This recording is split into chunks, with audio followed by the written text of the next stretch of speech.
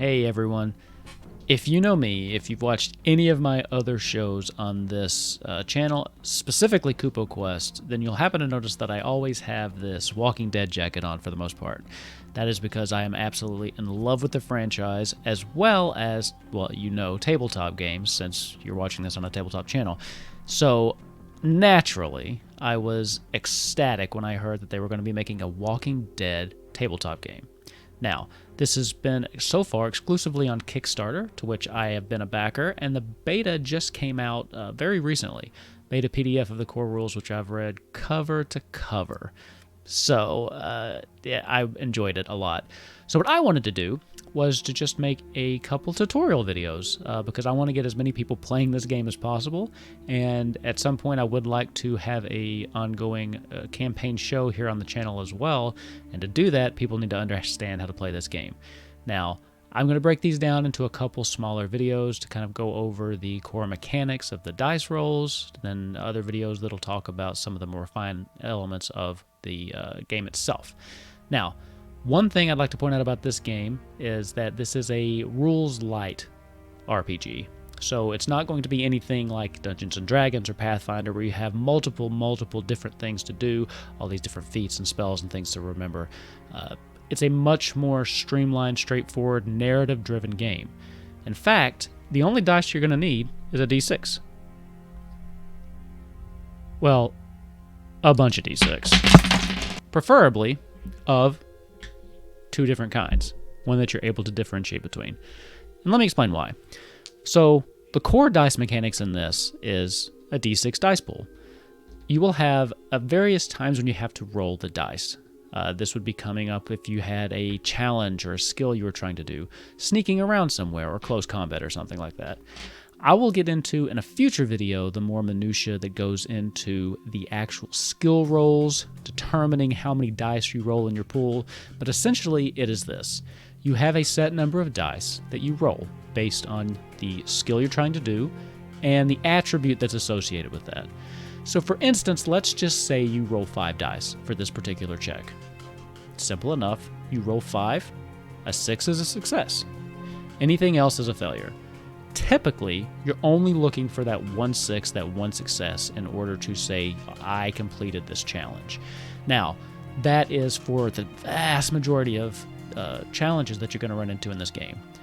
There are additional levels that the GM can say, okay, well, I need 2 or I need 3 successes on this, and that's basically the GM's ability to control the difficulty class of a challenge itself. But for the purposes of this video and this tutorial, and for the purposes of most of the challenges in the game, all you're looking for is that 1/6, that one success. Now, what is a very important and very fundamental rule of this game is what they call pushing the roll. What this means is, say you roll a skill check and you do not succeed, so you get no 6s, you can then immediately push the roll. This does 2 things. This allows you to have another attempt to pass that, meaning that you will get to re-roll your dice pool and try to go for that 6. But what it also does is it adds an additional dice called a stress die. And this is why you need to be able to differentiate between the different dice that you have.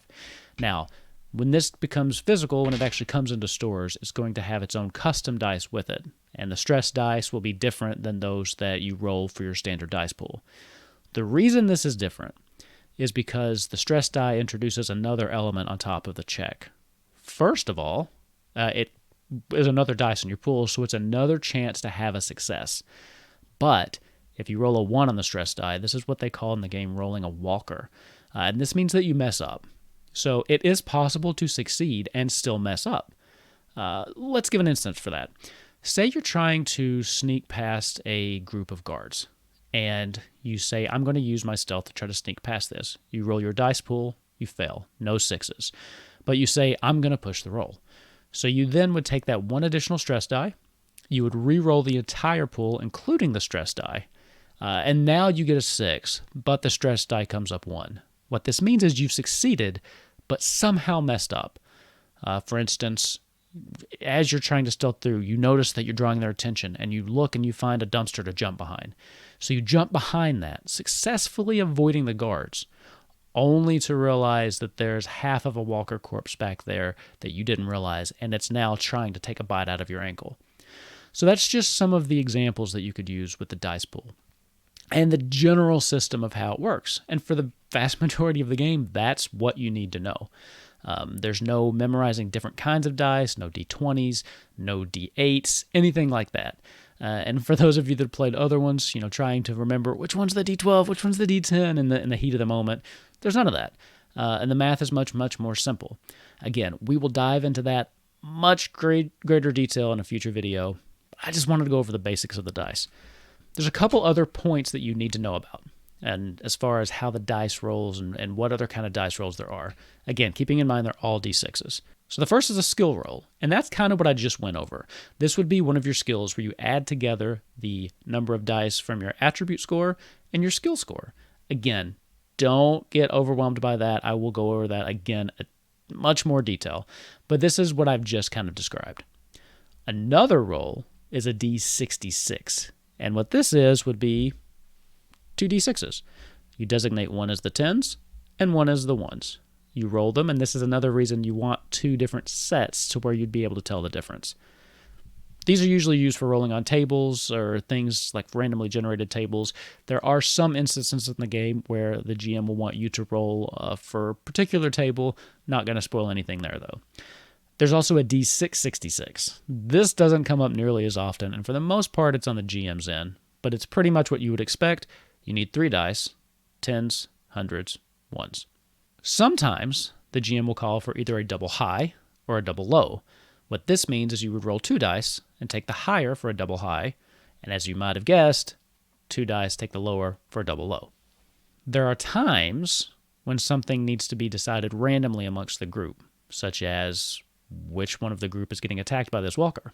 In that case, you would use what's called a random die, in which case everybody rolls a die, and the lowest one is the loser. And finally, a lucky die. And this is simply just the GM rolling a die. So when something happens and you need a lucky die, it's just the GM rolling for you. And that's it for dice mechanics. Again, there is a lot that goes into deciding how big your pool is for a particular roll, or, what the circumstances are behind those rolls, and we will cover that. But as far as just core dice mechanics for the game, that's it. So I hope you enjoyed this video. Please keep a lookout. I'll be making a bunch of these videos just to go over the basic structure of the game, because, as I said, I've read the entire Core Rules PDF. It is so good. I cannot wait to actually get this at the table, and I can't wait to produce some more content with it. So again, if you're interested in this is the Walking Dead universe tabletop role-playing game brought to you by Free League Publishing. It is not currently out. If you're a Kickstarter backer, you will have the core rulebook, and pretty soon we're going to be having some additional things that are coming. But this should be hitting your friendly local game store by the end of the year, from what I understand. But yeah, that's Free League Publishing. If you want to go check that out, I'll put the link to it in the show notes to this episode, and I highly recommend it. It's great if you're a fan of The Walking Dead. I think it's going to make for a really fun, really deadly game. The rules seem very, you would die in this game. It's not like a D&D where death is but a scratch. So it's going to be fun. Keep a lookout. Next, we will kind of cover attributes and characters, stuff like that, and just keep an eye on this channel for more Walking Dead and tabletop stuff. See you next time.